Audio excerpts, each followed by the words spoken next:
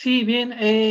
Yo dándole seguimiento a lo que están mencionando los colegas, creo que precisamente porque yo tampoco no soy un nativo tecnológico, me permite tener una visión mucho menos vinculada al factor tecnología y más vinculada a la calidad de la producción científica.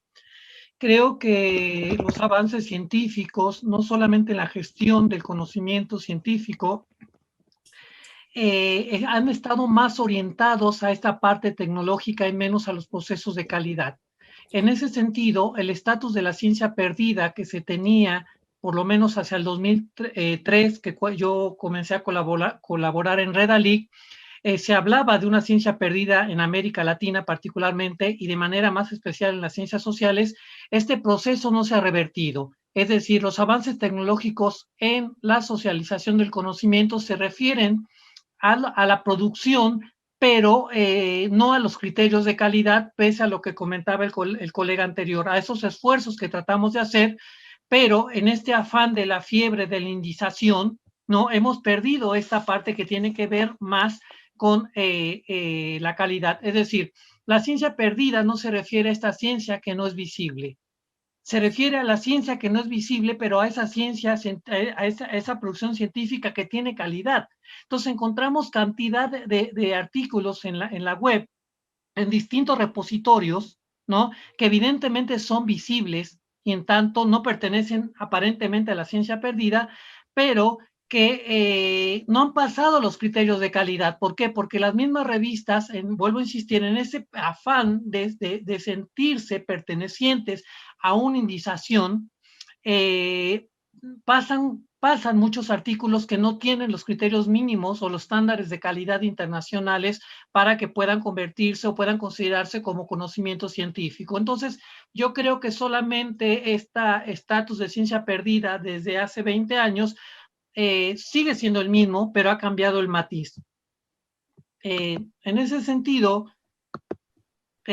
bueno, yo les quiero comentar que evidentemente desde el 2003, más o menos, del 2000 hasta la fecha, eh, ha habido una evolución, pero vuelvo a insistir, tiene que ver menos con la calidad y más con el desarrollo del avance tecnológico. Por ejemplo, cuando yo comienzo en 2003 en Redalic, se llamaba Red de Revistas Científicas de América Latina y el Caribe, España y Portugal, Redalic.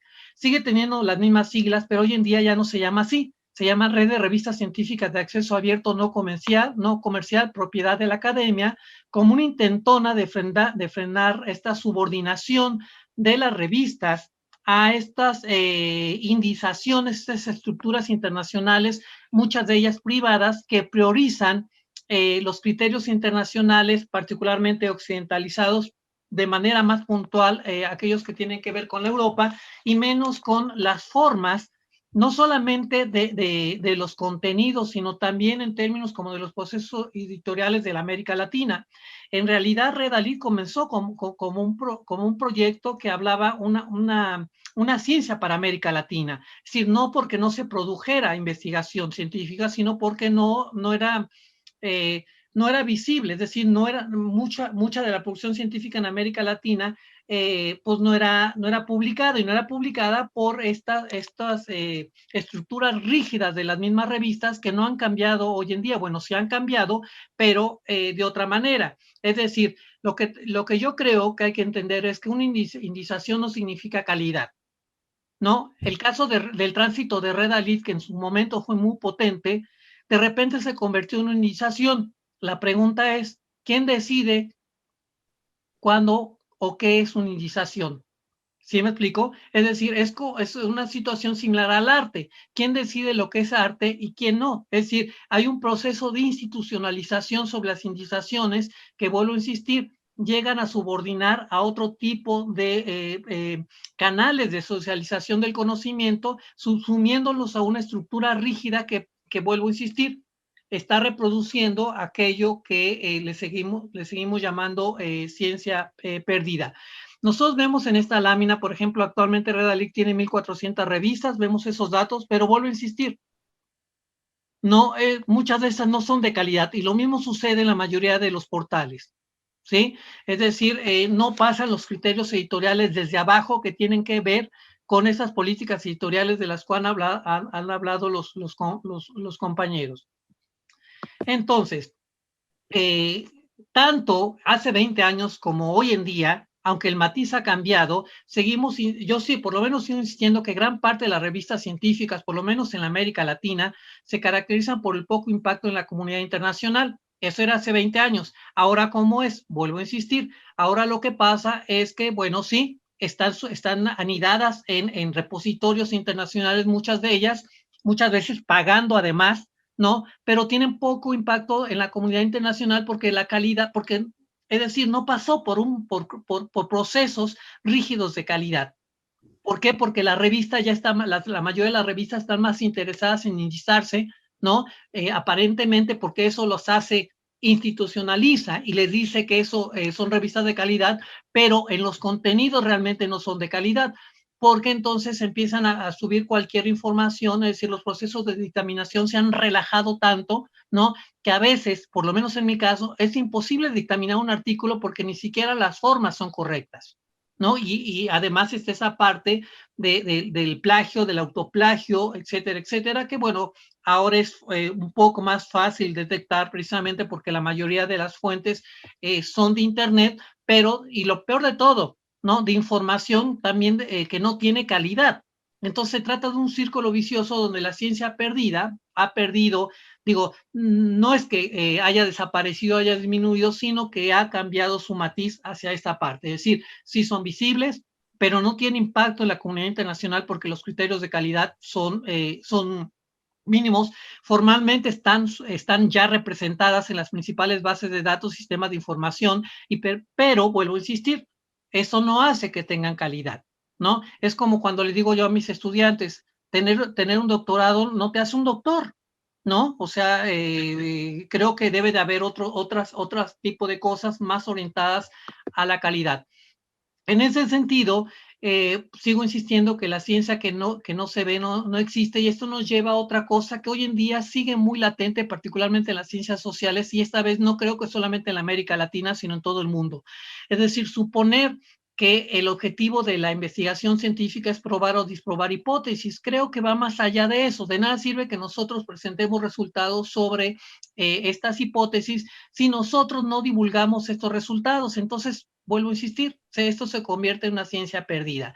Pero todavía es más grave si divulgamos resultados sobre investigaciones con criterios metodológicos con poca calidad y que, lo más grave, han sido publicados en una revista. Otra de las cosas que yo creo que es importante también y que nos permite este avance tecnológico en la socialización del conocimiento es que hemos podido dar cuenta de que no siempre los más famosos son los mejores. Y eso aplica también para las bases de datos y también para las indizaciones. Entonces, creo que esta es la parte positiva, ¿no? de este desarrollo tecnológico en la gestión editorial y en la publicación de la producción científica, que ha permitido visibilizar a otros autores que, vuelvo a insistir, no son los más conocidos, pero a lo mejor tienen producciones científicas orientadas a objetos de investigación mucho más novedosos o metodologías también mucho más novedosas que, es decir, podrían, en caso de que ellos tuvieran acceso a la institucionalización de la ciencia, podrían modificar los procesos científicos y en general la ciencia. Ya para terminar, estas cosas que ya les había comentado, ¿no? Es decir, hay una situación muy complicada, ¿no? Confundimos indización con repositorio. Son cosas distintas, pero ahora resulta que todos los repositorios ahora son indizaciones y que ahora todas las revistas están indizadas.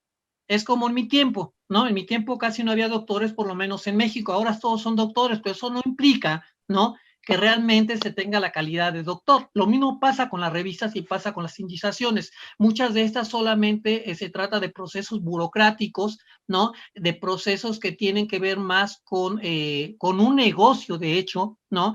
Que con la misma calidad. En ese sentido surge el proceso, el modelo diamante, ¿no? Que es precisamente para revertir estas situaciones, ¿no? De un acceso gratuito, de un acceso libre, porque por lo menos la producción científica generada en las instituciones públicas tiene que ser un bien público, ¿no? Entonces, lo que comentaba la compañera que inició, a mí me preocupa un poco porque, es decir, que una revista haya subido sus artículos y que cobre por ello, es decir, que te permita solamente ver el resumen y que te obligue, en caso de que tengas dinero para comprarlo, que no es el caso de los países de América Latina, porque la mayoría de la gente en un día tiene para comer y dos no, ¿no? Entonces, eso los limita a acceder a ese tipo de conocimiento. Para finalizar, entonces, les quiero comentar que también hay la gestión tecnológica del conocimiento genera una duplicidad de esfuerzos. Hubo un conflicto en Redalí porque Redalí está anidada o surge en la Universidad Autónoma del Estado de México, que es un estado periférico de la Ciudad de México, y entonces tenían sus bases de datos, ¿no? Donde anidaban sus revistas, pero paralelamente existía Redalí.